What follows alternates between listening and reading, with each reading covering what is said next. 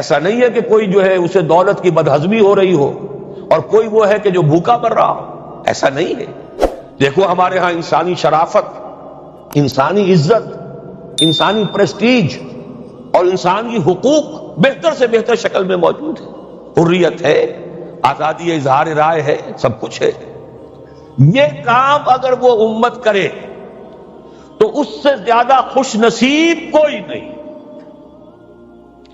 پھر دنیا میں اس کو غلبہ ہوگا، دنیا کے خلافت اس کو دی جائے گی، دنیا کی امامت اس کو دی جائے گی، دنیا کی قیادت اس کو دی جائے گی۔ جیسے کبھی اقبال نے کہا تھا کہ سبق پھر پڑھ شجاعت کا، عدالت کا، صداقت کا، لیا جائے گا تجھ سے کام دنیا کی امامت کا۔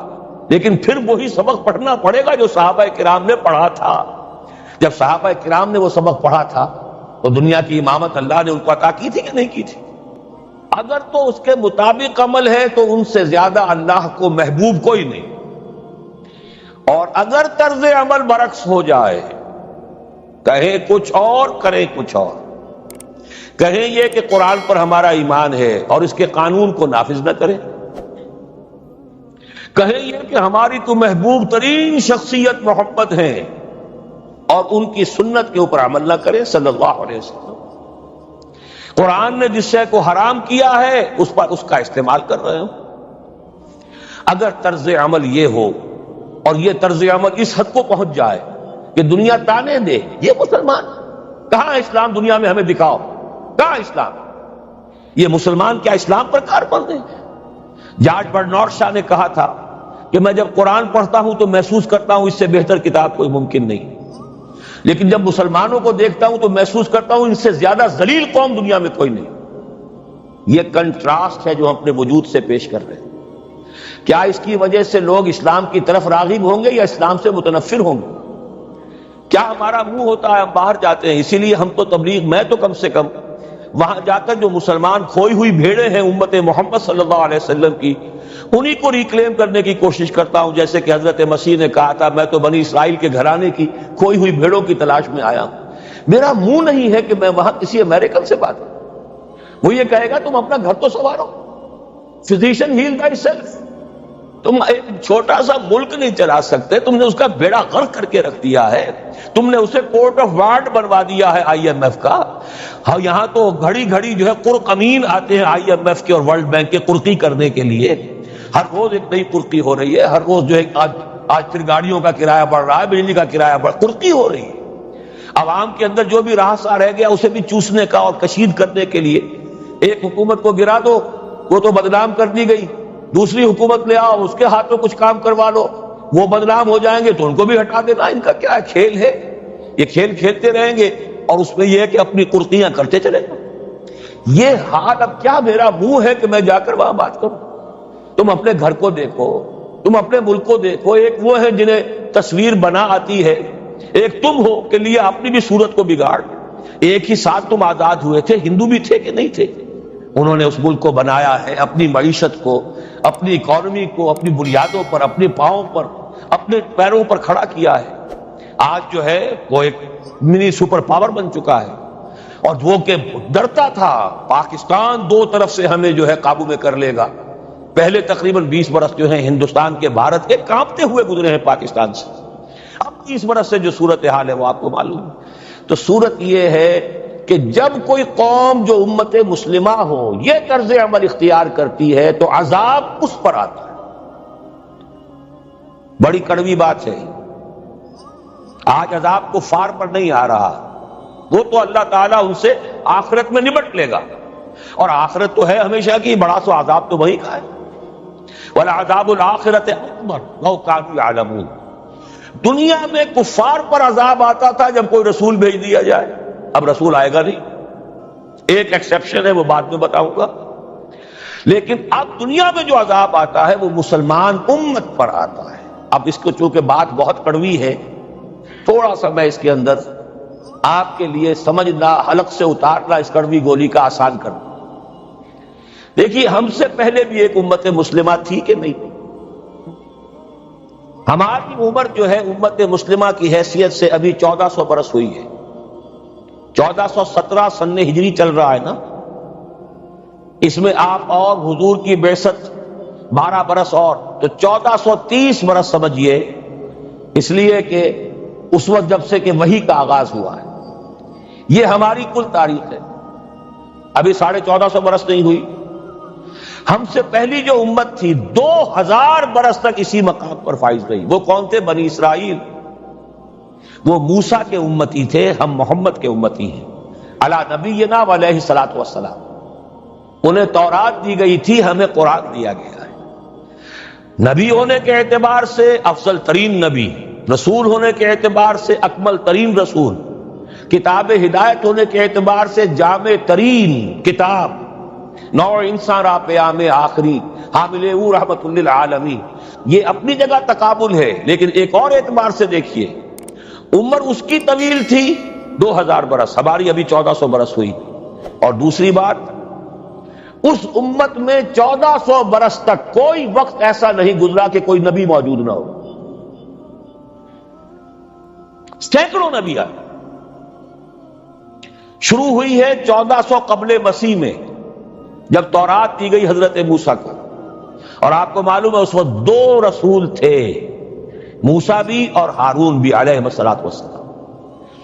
پھر حضور کی حدیث بخاری شریف میں موجود ہے، کانت بنو اسرائیل تسوسهم الانبیاء کلما ہلک نبی خلفہ نبی۔ بنی اسرائیل کی سیاست اور حکومت جو ہے انبیاء کے ہاتھ میں ہوتی تھی۔ جب بھی کوئی نبی فوت ہوتا تھا دوسرا نبی اس کا قائم مقام، اس کا جانشین ہو جاتا تھا، جیسے داؤد کے بیٹے سلیمان۔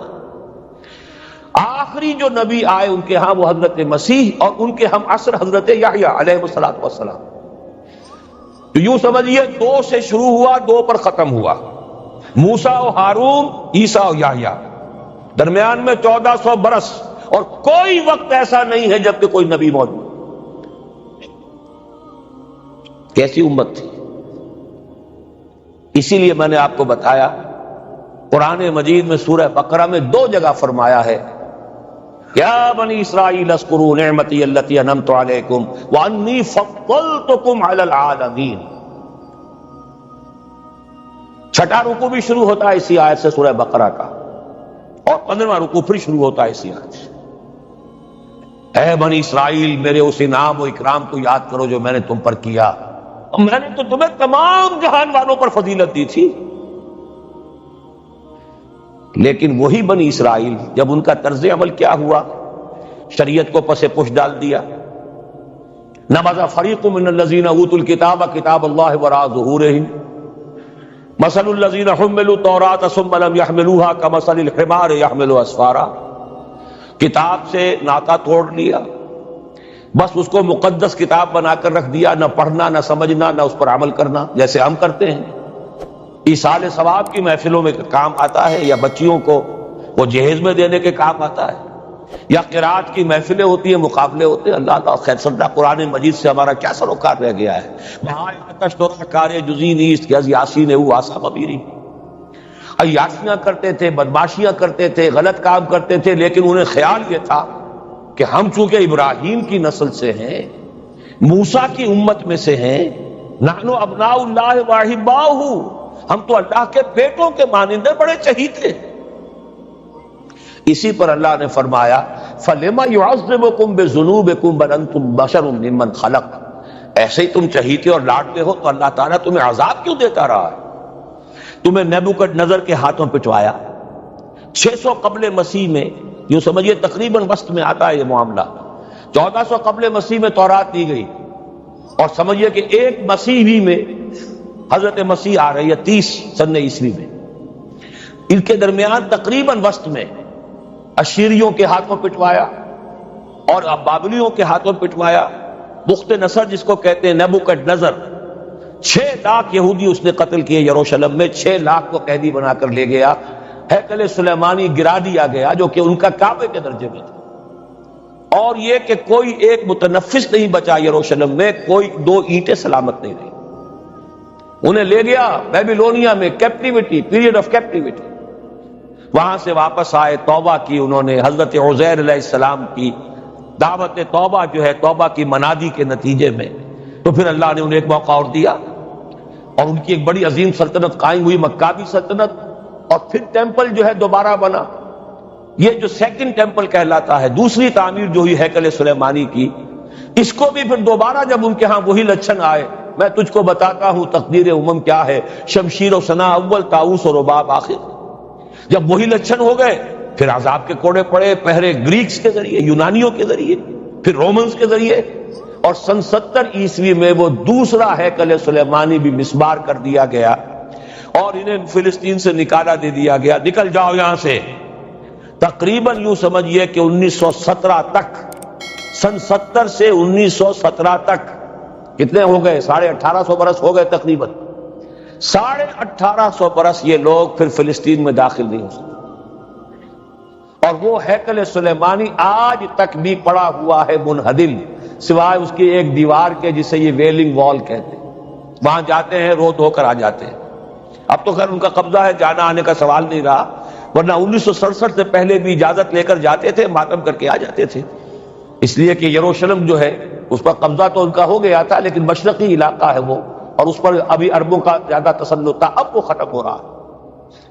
معلوم ہوا کہ وہی قوم جو ہے، جو چہیتی بھی تھی، لاڈلی بھی تھی، خیر الامم تھی، انی فضلتکم علی العالمین کا مصداق تھی، جس پر انعامات تھے، اکرام تھا، جنہیں حضرت داؤد اور سلیمان کسی حکومتیں دی گئیں، ان سب کا معاملہ کیا ہوا؟ غلط عمل کی وجہ سے، برعکس رویے کی وجہ سے. قرآن مجید ہی میں 2 جگہ ہے تھوڑے سے لفظی فرق کے ساتھ، ضربت علیہم الذلۃ والمسکنۃ وباؤوا بغضب من اللہ. ان پر ذلت تھوپ دی گئی، ذلیل کر دیے گئے. 1850 برس تک، پہلے 150 برس تک کیپٹیوٹی میں رہے تھے، اب 1850 برس تک جسے یہ ڈائسپورا کہتے ہیں اس میں رہے. روتے تھے، یاد کرتے تھے اپنی فلسطین کی سرزمین کو کہ ہم وہاں سے نکالے گئے ہیں. وہ بھی حضرت عمر نے اجازت دی تھی جا کر، جبکہ یروشلم جو ہے ہینڈ اوور کیا ہے وہاں کے عیسائیوں نے، حضرت عمر کے حوالے کیا ہے رضی اللہ تعالی عنہ. تو حضرت عمر نے انہیں آ کر زیارت کرنے کی اجازت دی، ورنہ زیارت کی اجازت بھی نہیں تھی. عیسائیوں نے روکا ہوا تھا، نو جیو کوڈ انٹر جیروشلم.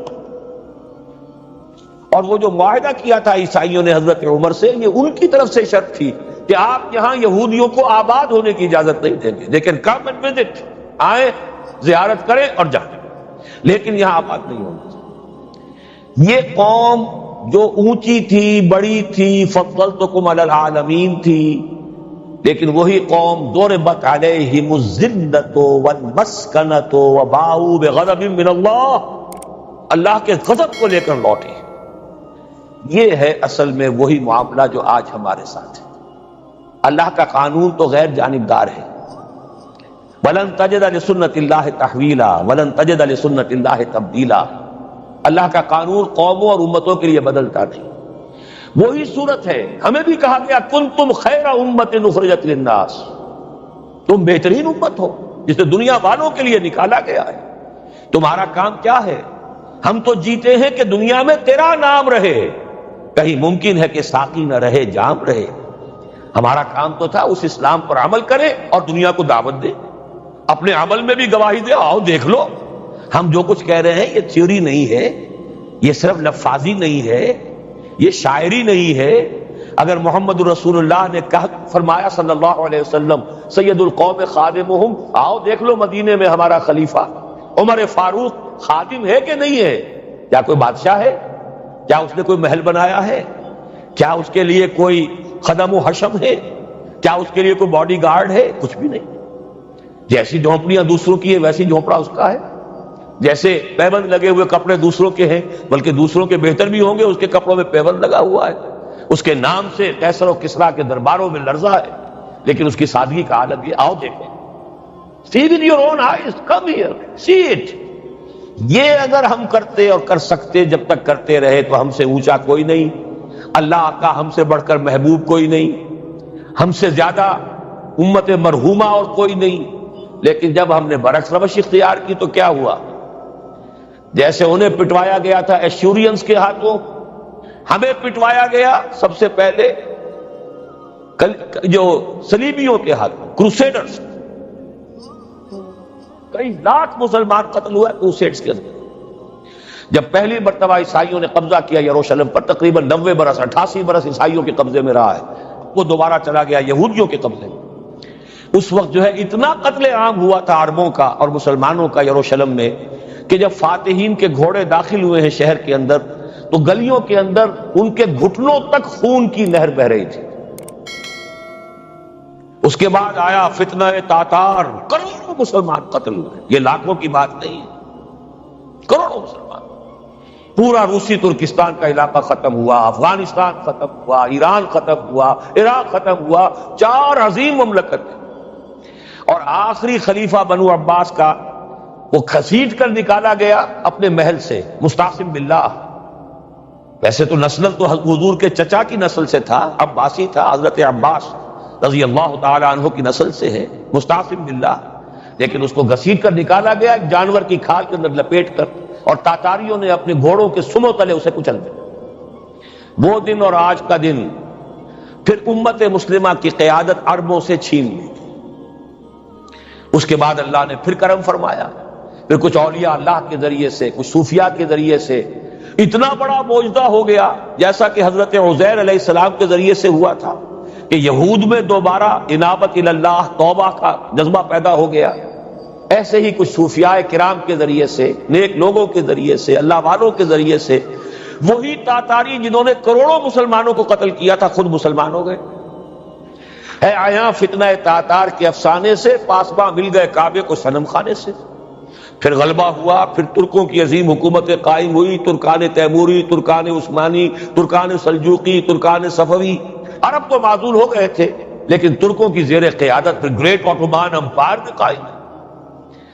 اس کے بعد پھر جب وہ ترکوں کے اندر بھی وہی بادشاہت، وہی عیاشیاں، وہی محل بن رہے ہیں، وہی جو ہے توپ کاپی محل جا کر دیکھ لیجئے، وہی عیاشیاں شروع ہو گئی، وہی عللے تللے ہو گئے، وہی ظلم شروع ہو گئے، تو پھر اللہ نے دوبارہ پھر ہمیں یورپی اقوام کے ہاتھوں ذلیل کیا، کہیں انگریزوں کے غلام، کہیں فرانسیسیوں کے غلام، کہیں اطالویوں کے غلام، کہیں ولندیزیوں کے غلام۔ پورا عالم اسلام اس صدی کے آغاز میں، پہلی جنگ عظیم کے بعد، پورا عالم اسلام غلامی میں تھا، سوائے نجد کا ایک علاقہ تھا کہ نجد میں ابھی تیل برآمد نہیں ہوا تھا، ورنہ سب سے پہلے پنجے وہاں گڑتے، وہاں ریت میں جا کے لینا کیا تھا۔ باقی تو یہ ہندوستان غلام ہے، انڈونیشیا غلام ہے، سب کے سب یہ جاوا، سماٹرا، چلتے جائیے سب غلام ہیں۔ اس کے بعد ایران چاہے براہ راست غلامی نہیں تھی، لیکن انگریزوں کے انتداب میں تھا، کنٹرول انہی کا تھا۔ عراق پر انگریزوں کا کنٹرول تھا۔ اسی طریقے سے یہ ساری جو عرب مملکتیں ہیں، یہ انگریزوں کے زیر اثر تھی، اور یہ کہ فرانسیسیوں کے زیر اثر تھی۔ شمالی افریقہ یا فرانسیسیوں کا تھا یا اسپین کا تھا، اور یہ کہ اطالویوں کا تھا، لیبیا۔ یہ حال ہمارا ہوا۔ یہ ہے اصل سبب اور یہ ہے معاملہ، جس میں اب میں آخری بات اس موضوع پر کہہ دینا چاہتا ہوں۔ یہ پروسیس بہت جلد ایک بہت بڑی کلائمیکس کو اور بہت بڑی انتہا کو پہنچنے والا ہے۔ وہ انتہا کیا ہے؟ دیکھیے، میں نے جو کہا تھا کہ ایک استثناء ہے، ایک قوم، ایک امت ایسی ہے کہ جس نے اپنے رسول کو رد کیا اور اسے ہلاک نہیں کیا گیا۔ حضرت نوح کی قوم غرق، حضرت ہود کی قوم ختم، حضرت صالح کی قوم ختم، حضرت شعیب کی قوم ختم، آل فرعون ختم۔ یہود وہ امت ہے کہ معزول تو ہو گئی، جیسے ہی حضور آ گئے قرآن لے کر معزول ہو گئے۔ جیسے کوئی ایک منصب ہے، اس منصب سے معزول کر دیے گئے، قتل نہیں کیا گیا، زندہ رکھا گیا۔ منصب تو اب قرآن آ گیا، محمد رسول اللہ آ گئے صلی اللہ علیہ وسلم، اور کعبے کے گرد ایک نئی امت۔ وَكَذَلِكَ جَعَلْنَاكُمْ أُمَّةً وَسَطًا لِتَكُونُوا شُهَدَاءَ عَلَى النَّاسِ وَيَكُونَ الرَّسُولُ عَلَيْكُمْ شَهِيدًا۔ اب یہ امت 600 برس قبل قتل اور ختم ہونے کی مستحق ہو چکی تھی۔ کیوں؟ 600 برس قبل آئے تھے حضرت مسیح علیہ السلام، اور قرآن میں بھی ہے اور موجودہ بائبل میں بھی ہے کہ حضرت مسیح کو اسرائیل ہی کی طرف بھیجا گیا۔ صرف سورہ آل عمران میں ہے رسولاً الی بنی اسرائیل، یہ تو صرف محمد الرسول اللہ صلی اللہ علیہ وسلم ہے جنہیں پورے عالم انسانیت کی طرف بھیجا گیا، کوئی اور رسول تمام انسانوں کے لیے مبعوث نہیں ہوا۔ اور ابھی بائبل میں موجود ہے کہ میں صرف اسرائیل کے گھرانے کی کھوئی ہوئی بھیڑوں کی تلاش میں آیا ہوں۔ اسی لیے میں نے کہا تھا میں بھی امریکہ وغیرہ جاتا ہوں تو یہ اپنے پاکستانی ہندوستانی بھائی جو ہیں، یہ کھوئی ہوئی بھیڑیں وہاں جا کر جو ہیں وہ گم ہو گئی ہیں، ان گمشدہ بھیڑوں کی تلاش میں۔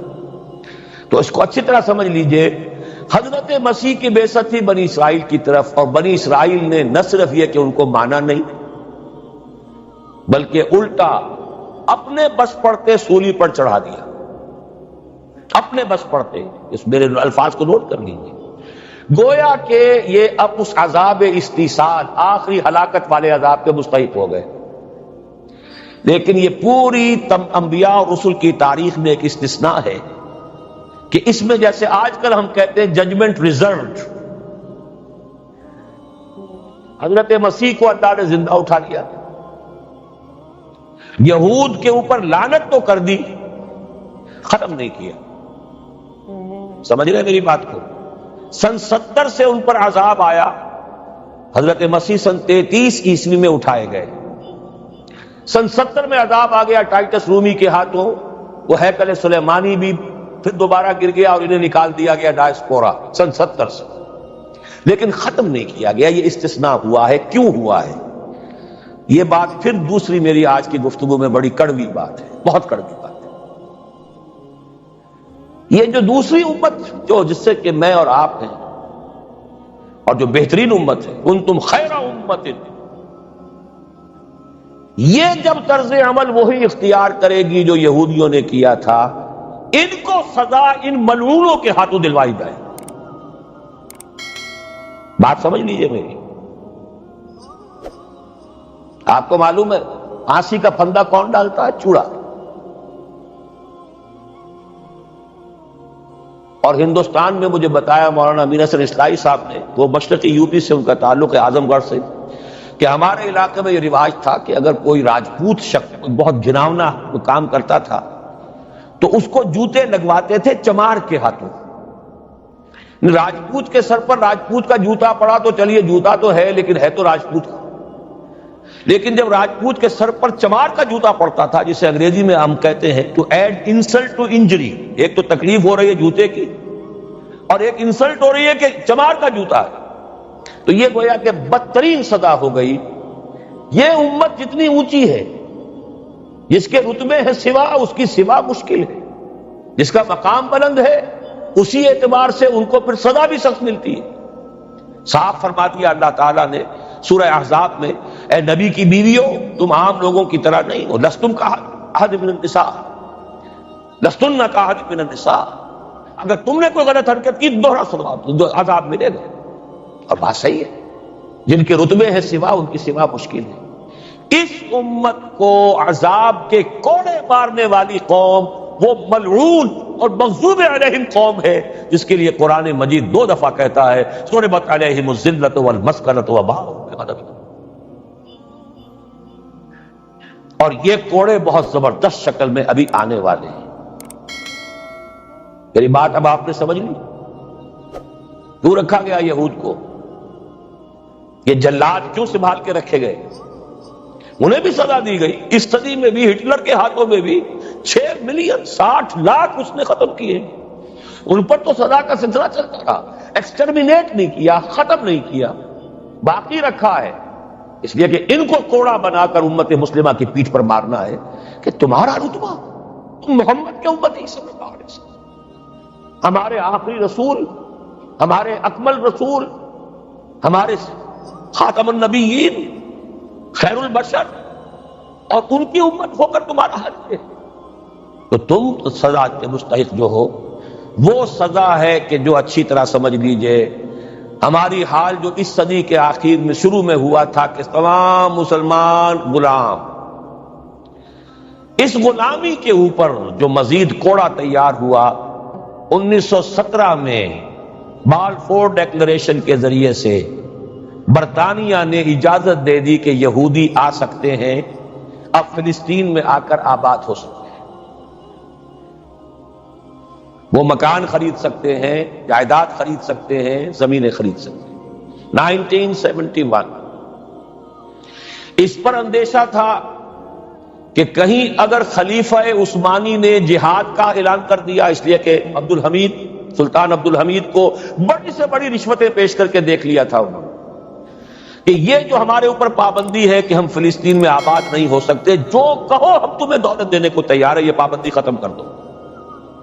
سلطان عبد الحمید ویسے جو بھی کچھ تھے چھوڑ دیجئے، لیکن یہ کہ اس نے کہا کہ جو معاہدہ عمر نے کیا تھا رضی اللہ تعالی عنہ، میں پیچھے نہیں جاؤں، لہذا خلافت ختم کروا دی، اور کروائی کس کے ہاتھوں؟ ایک مسلمان کے ہاتھوں، اس لیے کہ فری میسن تھا مصطفیٰ کمال پاشا، فری میسن، یہ سب یہودیوں کے ادارے۔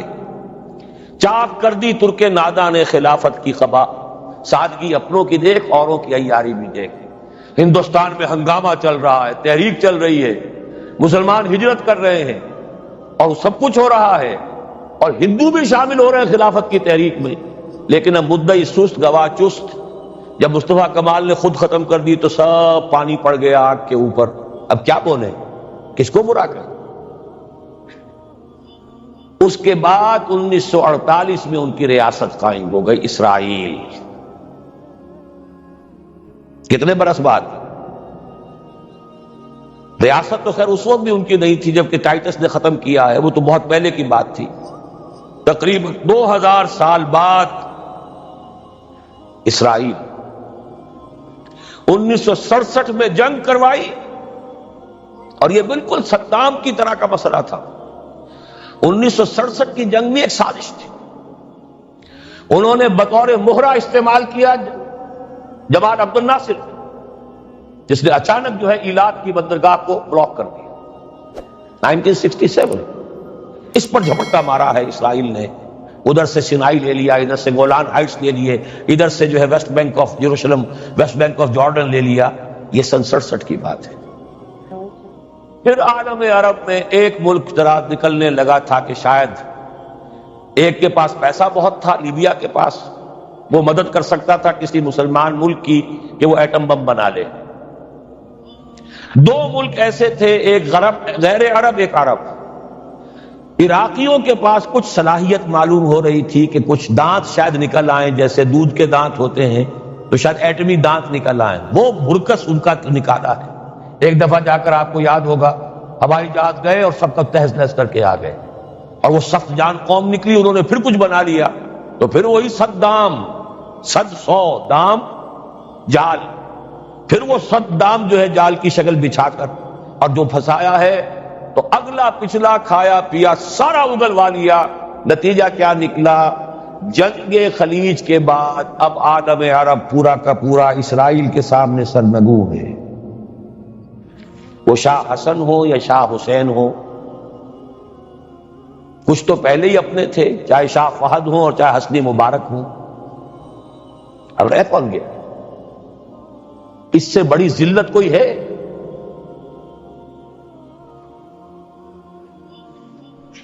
جن کے ساتھ ایک میز پر بیٹھنے کو تیار نہیں تھے، جن کے ساتھ گفتگو کو تیار نہیں تھے، اور بلا کر کہاں کھڑا کیا ہے؟ آؤ میڈرڈ میں، اسپین میں آؤ، اسپین سے شروع کروائیں گفتگو۔ اور اسپین کون سی جگہ ہے؟ مسلمانوں کا دنیا میں سب سے بڑا قبرستان، جہاں 800 برس حکومت کی اور پھر ایک ایک بچہ ختم کر دیا گیا، نام و نشان مٹا دیا گیا۔ 1492 میں فال آف گرینیڈا ہوا ہے، سقوط غرناطہ، اور 1992 میں ٹھیک 500 برس بعد یہ نیگوسیشن شروع ہوئی ہیں میڈرڈ کے اندر۔ اور اب جو صورتحال ہو رہی ہے، آپ اخبارات میں پڑھ رہے ہوں گے، وہ نام نہاد صلح کو توڑنے کے اوپر تلا بیٹھا ہوا اسرائیل۔ کیا ہوگا؟ ابھی میں ادھر جانا نہیں چاہتا، بہت بڑا ہنگامہ آ رہا ہے، بڑا ہنگامہ، اور سب سے بڑا یہ عذاب کا کوڑا جو ہے یہودیوں کے ہاتھوں کس پر پڑے گا؟ عربوں پر۔ کیوں پڑے گا؟ اس لیے پڑے گا کہ اس امت مسلمہ میں عربوں کی فضیلت سب سے اونچی ہے، اصول تو وہی ہے، جن کے رتبے ہیں سوا ان کی سوا مشکل ہے۔ عرب کون ہیں؟ جن میں سے حضور تھے صلی اللہ علیہ وسلم۔ یہ رتبہ بلند ملا جس کو مل گیا، ہر مدعی کے واسطے دار و رسن کہاں؟ عرب کون ہیں؟ جن کی مادری زبان میں اللہ کا کلام ہو. مجھے اور آپ کو 100 پاپڑ بیلنے پڑیں گے قرآن کو سمجھنے کے لیے. ہماری بہت عظیم اکثریت تو پھر بھی نہیں سمجھ سکے گی، ترجمے پڑھ لے گی زیادہ زیادہ، اور کیا کرے گی؟ ان کی مادری زبان انہوں نے دکھائی. اور اس صدی میں کولونیل رول سے آزاد بظاہر ہو جانے کے باوجود کسی نے قبلہ راست کردم، کسی نے وہ قبلہ کر لیا واشنگٹن کی طرف، کسی نے کر لیا ماسکو کی طرف. تو بدترین سزا کے وہی مستحق ہیں. اور جان لیجئے کہ وہ ہولوکاسٹ مڈل ایسٹ میں آنے والا ہے، آرمگڈون، الملحمۃ العظمی. میں نے یہ ساری چیزیں اپنی ایک کتاب میں لکھتی ہیں، سابقہ اور موجودہ مسلمان امتوں کا ماضی حال اور مستقبل. ایک موجودہ امت مسلمہ ہے ہم، ایک سابقہ امت مسلمہ ہے معزول شدہ، وہ ہیں یہود، اب بھی موجود ہے، امت موسیٰ ہے، صاحب تورات ہے. ان کا ماضی کیا ہے، حال کیا ہے، مستقبل کیا ہے؟ مستقبل میں سب سے بڑا پیچ جو پڑنے والا ہے، جیسے پتنگوں کا پیچ ہوتا ہے، ان دو امتوں کا ہے. مڈل ایسٹ سب سے بڑی جنگ، تاریخ انسانی کی عظیم ترین جنگ کا میدان بنے گا، جس کو حضور نے نام دیا الملحمۃ العظمی، عظیم ترین جنگ. احادیث موجود ہے میری اس کتاب کے اندر، حوالوں کے ساتھ ہے، ٹیکسٹ کے ساتھ. ویل للعرب من شر قد اقترب، ہلاکت اور بربادی ہے عرب کے لیے اس شر سے جو قریب آ چکا ہے. لیکن اب یہ بات تو پھر میرے اور آپ کے لیے ذرا دور کی ہو گئی. اگر آپ کو ہماری ویڈیو اچھی لگی ہو تو ہمارے چینل کو سبسکرائب ضرور کریں. ڈاکٹر اسرار احمد رحمۃ اللہ علیہ کی وفات کے لیے سورہ فاتحہ پڑھ کر کامنٹ میں آمین لکھیں. شکریہ.